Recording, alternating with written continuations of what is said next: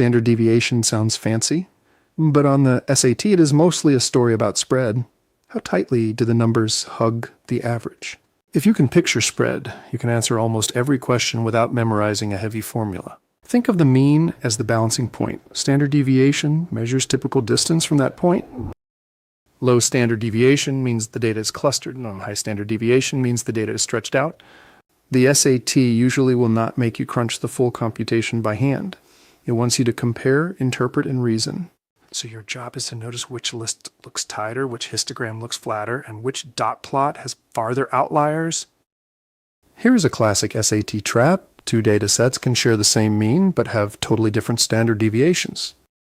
Consider three numbers, 10, 10, and 10. The mean is 10, and every point equals the mean. Now compare 1, 10, and 19. The mean is still 10, but the points are far from 10. Set A has almost no spread. Set B has a large spread, so set B has the larger standard deviation. On multiple choice, do not pick the bigger mean. The question is about spread, not about centering.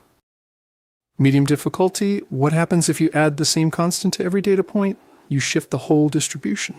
The mean moves by that constant, but the distances between points stay the same.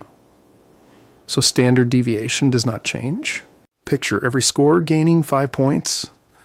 The team looks better, but the spread between teammates is unchanged. Now multiply every data point by a positive constant. That stretches distances by the same factor. So doubling every measurement doubles the standard deviation because gaps double. Harder items might describe combining groups or show two graphs, ask whether the merged data is more mixed than before. If one class scores around 70 and another around 90, pooling the classes usually increases spread versus either class alone.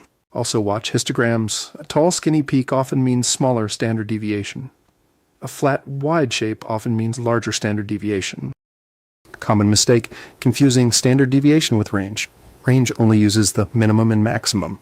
Standard deviation uses every data point's distance from the mean. Two sets can have the same range but different standard deviation. So if an answer choice talks only about the gap between extremes, slow down and check whether the question asked about spread in the SD sense. SAT Pro Tip 1, adding a constant shifts every value the same amount, so standard deviation stays the same. SAT Pro Tip 2, multiplying by a positive constant scales distances, so standard deviation multiplies by that constant. Use those rules like shortcuts when a word problem describes a shift or a rescaling of scores. Recap: standard deviation measures spread around the mean, not where the mean sits. The same average can come with tight data or wild data. Compare lists and graphs by asking how far typical points stray from the mean.